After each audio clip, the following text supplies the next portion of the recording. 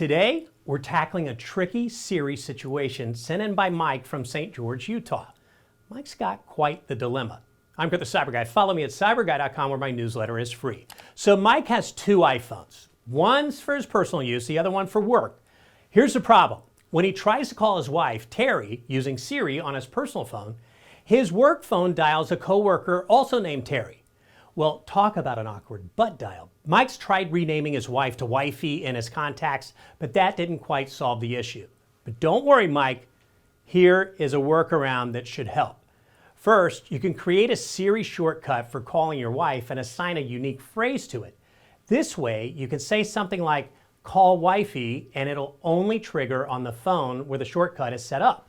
To create the shortcut, open the Shortcuts app on your iPhone. Tap the plus icon to create a new shortcut. Add the action call and select your wife's contact. Click Done.